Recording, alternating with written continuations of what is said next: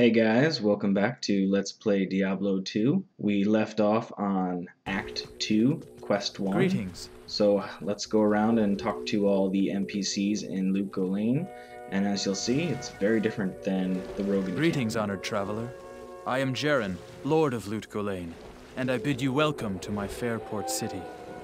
I am glad to know that once again, caravans are free to travel through the Western Pass.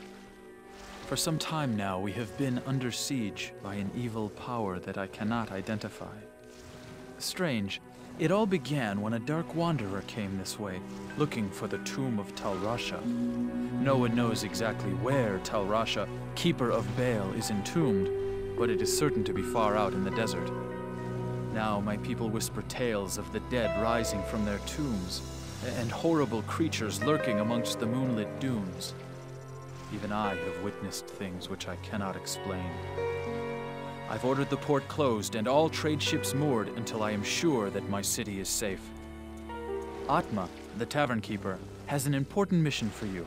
Go see her immediately. You'll find her on the other side of town. Now I must return to the palace. I apologize, but I can't invite you in. Things are rather a mess right now.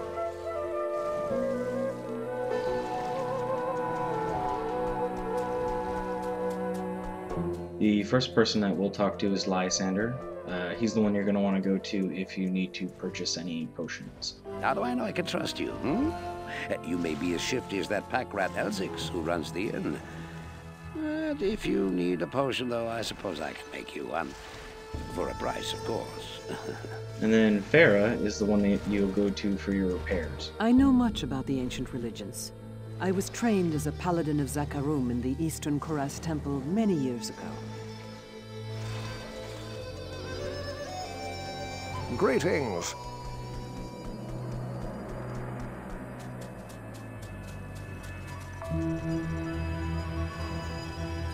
Elzix here is who you want to go to if you want to do some gambling for better loot. You look like a sturdy adventurer. You know, I used to be quite the scoundrel in my day.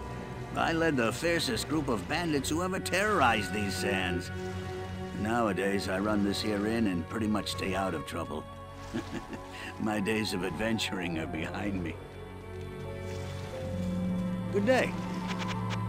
Grease here is who you're going to go talk to if you want to get a Act 2 mercenary. I bet you wonder how this town manages to stay safe with all the trouble going on out in the desert. Well, I can tell you that it's got nothing to do with the local town guards. They're all in the palace for some reason. Jaren hired me and my mercenaries to help keep the peace around here.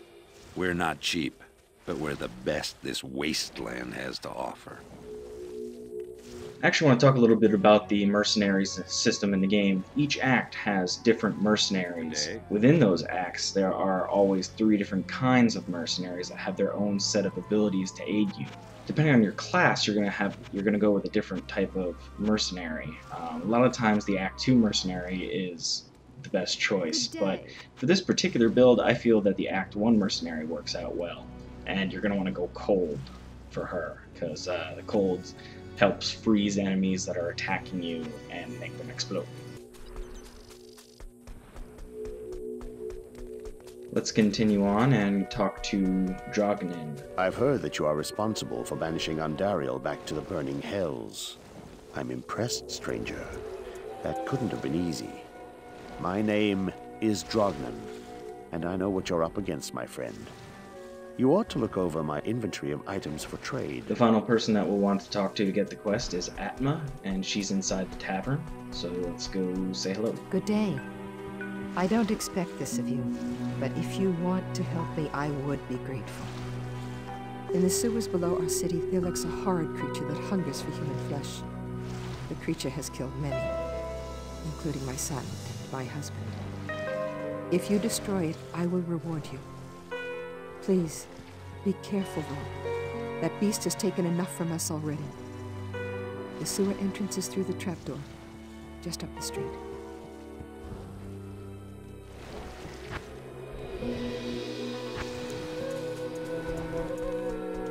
The entrance to the sewer, like she said, is just right up the street, which is kind of nice. You don't have to go too far. And there's a waypoint on the 2nd floor, just so you know.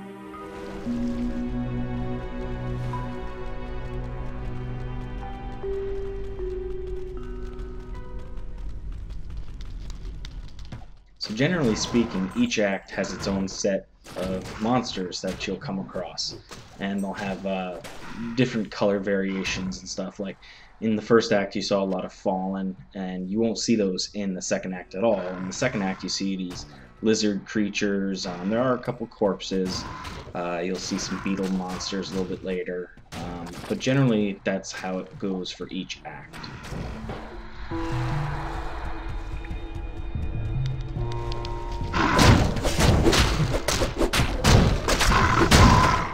See how my mercenary's cold arrow shatters the corpses of bodies like that? That's kind of nice because if an enemy dies that way, shaman characters can't revive them, which is pretty sweet.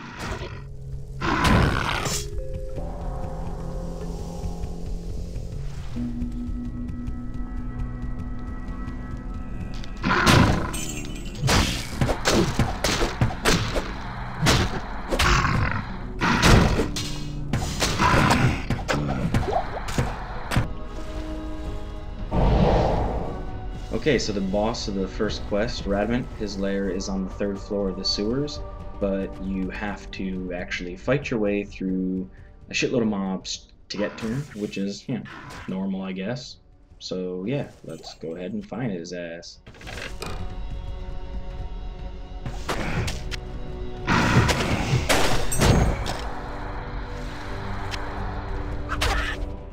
And this build may seem a little boring to some of you because I'm only using pretty much one skill, but generally speaking, that's how builds go for almost all the classes.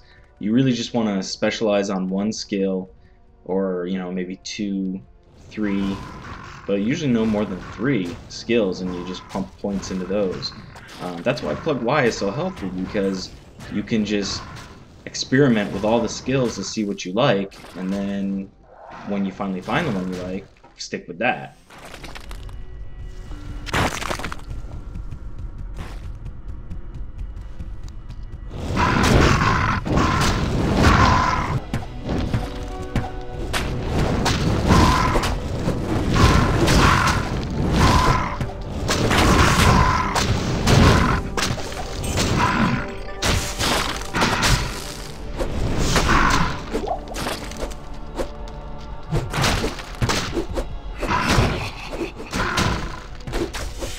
Okay, so there's Senor Radamanti. Let's go kick his ass.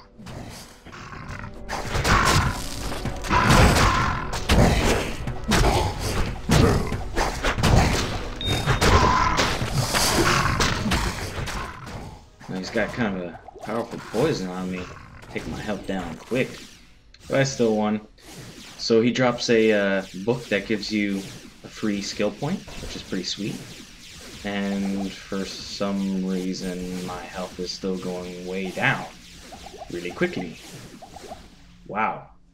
I hope I can survive. That would suck to die now after I've already killed the boss. But hey, it's something that could happen. I guess I could port to town and talk to Farah. She, like Atma, heals you up instantly.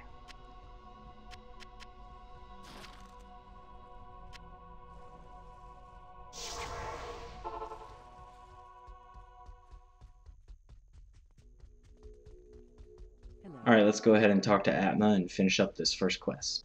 Hello. They say that the taste of vengeance is bittersweet, but I find it to my liking. In addition to my undying gratitude, I have spoken on your behalf with the rest of the townspeople. The merchants have agreed to show their gratitude by offering their wares and services at lower rates. Oh, Jaren wants to see you too. You'll find him in front of the palace.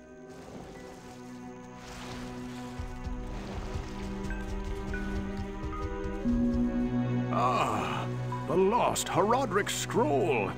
What a fortunate turn of events. As the last living Horodrim, I alone have knowledge of its meaning. Now, to read the Horodric runes it bears. The Horodric mages, after binding Bale within Tal Rasha, magically sealed off his burial chamber from the mortal realm. Those same mages also crafted fearsome Horodric staves and imbued them with the special power to open the chamber's hidden door. After nearly losing one to the thievery of a rogue sorcerer, they divided all the Horodric staves into 2 parts, wooden shaft and metal headpiece, hiding them separately to safeguard them. The Horodrum foresaw our current plight and designed the hiding places to reveal themselves to worthy heroes like you. Collect both parts of a Horodric staff and unite them using a Horodric cube. Then you may enter Tal Rosh's burial chamber.